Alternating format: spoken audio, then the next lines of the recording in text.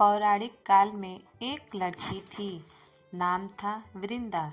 राक्षस कुल में उनका जन्म हुआ था। वृंदा बचपन से ही भगवान विष्णु की परम भक्त थी। बड़े ही प्रेम से भगवान की पूजा किया करती थी। जब वह बड़ी हुई तो उनका विवाह राक्षस कुल में दानव राज जालंधर से हो गया। जालंधर समुद्र से उत्पन्न हुआ था।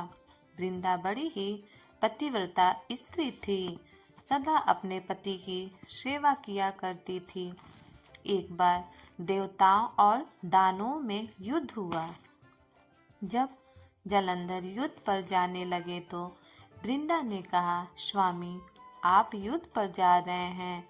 आप जब तक युद्ध में रहेंगे, मैं पूजा में बैठकर आपकी जीत के लिए अनुष्ठान करूंगी, और जब तक आप वापस नहीं आ जाते, मैं अपना संकल्प नहीं छोड़ूंगी। जालंधर तो युद्ध में चले गए और वृंदा व्रत का संकल्प लेकर पूजा में बैठ गई। उनके व्रत के प्रभाव से देवता भी जालंधर को ना जीत सके। सारे देवता जब हारने लगे तो भगवान विष्णु जी के पास गए। सबने भगवान से प्रार्थना की तो भगवान कहने लगे कि वृंदा मेरी परम भक्त है, मैं उनके साथ छल नहीं कर सकता। पर देवता बोले, भगवान, दूसरा कोई उपाय भी तो नहीं है। अब आप भी हमारी मदद कर सकते हैं। भगवान ने जालंधर का ही रूप रखा और वृंदा के महल में पहुंच गए। जैसे ही वृंदा ने अपने पति को देखा, वे तुरंत पूजा से उठ गईं और उनके चरण छू लिए। जैसे ही उनका संकल्प टूटा, युद्ध में देवताओं ने जालंधर को मार दिया और उनका सिर काटकर अलग कर दिया। उनका सिर वृंदा के महल में गिरा।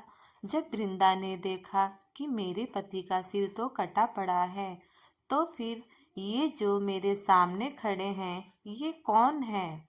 उन्होंने पूछा, आप कौन हैं जिनका स्पर्श मैंने किया? तब भगवान अपने रूप में आ गए। वे कुछ ना बोल सके। वृंदा सारी बात समझ गई। उन्होंने भगवान को श्राप दे दिया, आप पत्थर के हो जाओ। भगवान तुरंत पत्थर के हो गए। सभी देवताओं में हाहाकार मच गई। लक्ष्मी जी रोने लगी और प्रार्थना करने लगी। तब वृंदा जी ने भगवान को वापस वैसे ही कर दिया और अपने पति का सिर लेकर वे सती हो गईं। उनकी राख से एक पौधा निकला। तब भगवान विष्णु जी ने कहा, आज से इनका नाम तुलसी है और मेरा एक रूप इस पत्थर के रूप में रहेगा, जिसे शालिग्राम के नाम से तुलसी जी के साथ ही पूजा जाएगा, और मैं बिना तुलसी जी के प्रसाद स्वीकार नहीं करूँगा। तब से तुलसी जी की पूजा सभी करने लगे और तुलसी जी का विवाह शालिग्राम जी के साथ कार्तिक मास में किया जाता है। देव उठनी एकादशी के दिन इसे तुलसी विवाह के रूप में मनाया जाता है। तुलसी महारानी की जय।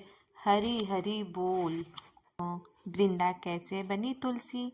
इस कहानी से आपको क्या सीख मिलती है, हमें कमेंट में ज़रूर बताइएगा। और इस कहानी को ज़्यादा से ज़्यादा लाइक, शेयर और सब्सक्राइब कीजिएगा।